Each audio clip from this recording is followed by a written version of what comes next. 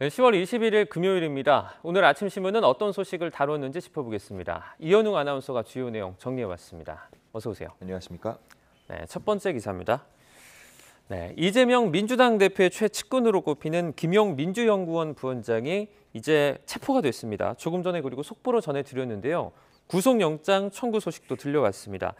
일면에 지금 많이 실렸던데요. 어떻게 다루고 있습니까? 그렇습니다. 오늘도 여러 신문들 함께 준비했는데요. 먼저 조선일보 내용입니다. 네. 이 기사에서는 수사팀이 혐의를 뒷받침하는 여러 증언과 또 물증을 확보했기 때문에 민주당산의 민주연구원에 대한 압수수색 영장 발부도 가능했다고 보고 있습니다. 네. 여기서 말하는 물증 중에 기사에서 주요하게 다루고 있는 건 한 메모였는데요. 이 메모를 쓴 사람은 남욱 변호사의 측근으로 알려진 이 씨입니다. 이 씨가 주변에 돈을 전달하는 역할을 했는데 이때 언제 어디서 누구에게 얼마를 줬는지 등을 메모에 상세히 기록해뒀다고 합니다. 네. 따로 보관하고 있던 이 메모를 최근 수사팀에 제출했다고 하는데요. 그동안 대장동 관계자들이 진술한 내용과 대부분 일치했다고 합니다. 한편 한국일보에는 김용 부원장이 8억 원 이외에도 2014년 1억 원을 더 받았다는 진술도 나왔다고 전하고 있었는데요. 검찰은 이 돈의 성격과 사용처 확인에도 초점을 맞춰 수사하고 있습니다. 이재명 대표의 성남시장 재선을 위해서 쓰였는지 혹은 김 부원장 스스로 성남시 의원 재선 선거 자금으로 쓰려고 받은 건지 여러 가능성을 열어두고 살펴보고 있다고 합니다. 이렇게 수사가 속도를 내면서 여야는 정면 충돌하는 분위기인데요. 경향신문은 검찰의 칼날에 얼어붙는 정국이라는 제목을 쓰면서 지금의 분위기를 전하고 있었습니다. 네, 다음 기사입니다.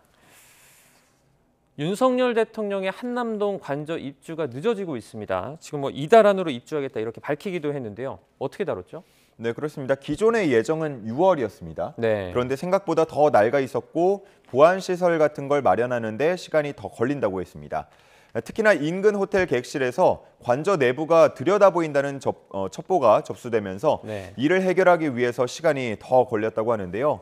자, 지금 사진에는 달라진 모습이 나와 있습니다. 지금 확대가 돼 있는 왼쪽 사진은 올 4월에 찍은 외교부 장관 공관으로 사용되던 때 모습이고요. 네. 자, 틀린 그림 찾기 하는 것처럼 다른 그림 찾기 하는 것처럼 한번 비교해 보면 좋을 것 같아요. 네. 자, 오른쪽 지금 확대되고 있는 장면이 바로 어제 찍은 모습입니다. 네. 둘 다 남산 남측 전망대에서 같은 각도로 찍은 건데 꽤 많이 달라진 걸 확인할 수 있습니다.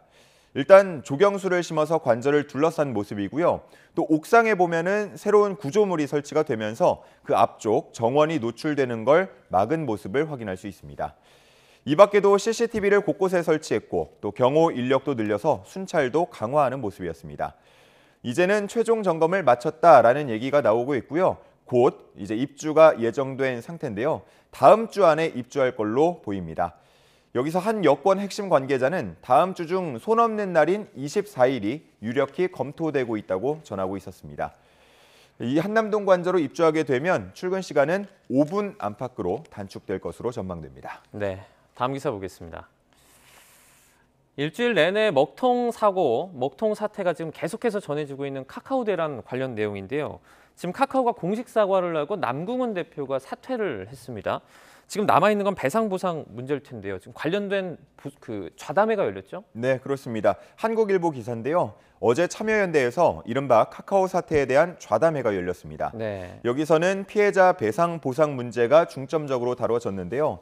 이러한 문제가 발생했을 때 피해자가 스스로 피해를 입증하고 또 법적 대응을 해야 하는 건 쉬운 일이 아니라면서 제도적인 뒷받침이 절실하다는 목소리가 많이 나왔다고 합니다. 그리고 카카오는 무료 서비스에 대해서도 피해 보상을 검토하겠다고 말했는데요. 하지만 사실상 모든 국민이 사용하고 있는 상황에서 이런 피해 범위를 어떻게 평가할지 그리고 배상 보상 금액을 어디서 조달할지가 문제라고 기사에서는 보고 있었습니다. 네. 작년 10월 통신 대란이 있었던 KT의 경우 개인에게 1,000원 그리고 소상공인에게 8,000원 정도의 보상금을 줬는데요. 이렇게만 하더라도 350억에서 400억 정도가 들었다고 합니다.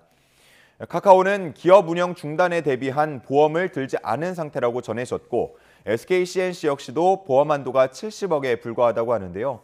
그렇기 때문에 기사에서는 이번 피해 규제에는 카카오 자체 자금이 투입될 가능성이 크다고 보고 있었습니다. 네.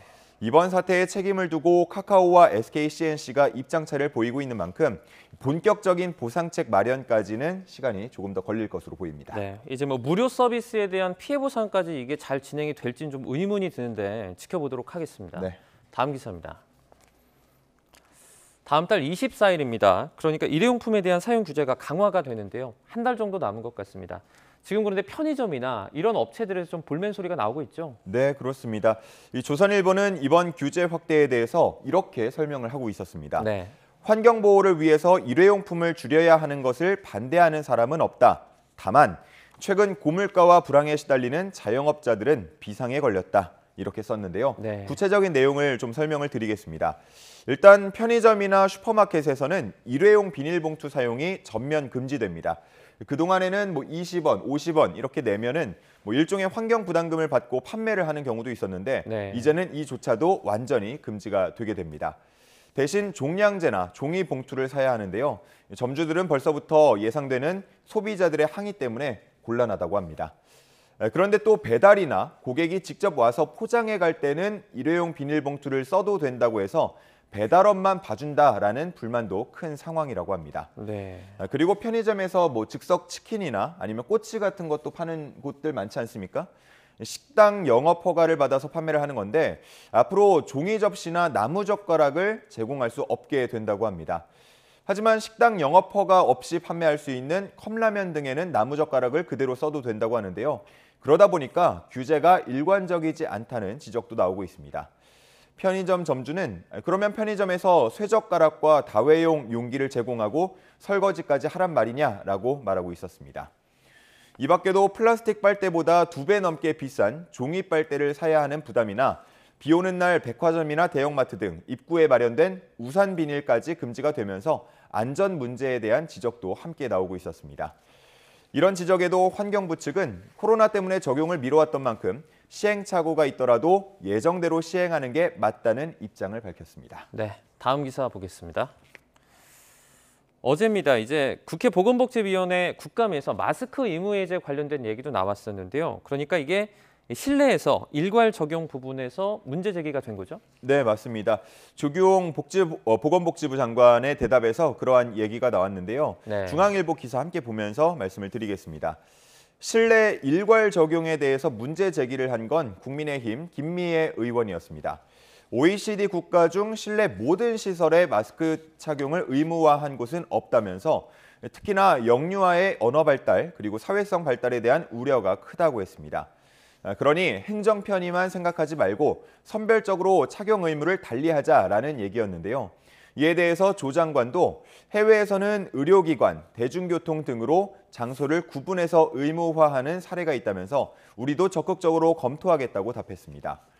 이전에 정부가 실내 마스크 착용 의무를 내년 3월 정도에 해제할 수 있을 것이다라고 얘기했던 것보다 더 앞당겨서 선별적으로 해제할 가능성이 생긴 겁니다. 다만 이와 관련해서 국가감염병 위기대응 자문위원회 내에서도 의견이 반반으로 갈리는 등 전문가 의견도 나뉘고 있는 상황인데요. 그러다 보니까 조금 더 논의가 필요할 걸로 보인다고 기사에서는 전하고 있었습니다. 네, 마지막 기사 보겠습니다. 제목을 보면 이제 워케이션 수요를 잡아라. 지자체들 경제 활성화를 겨냥한 기업 모시기라고 써 있는데요.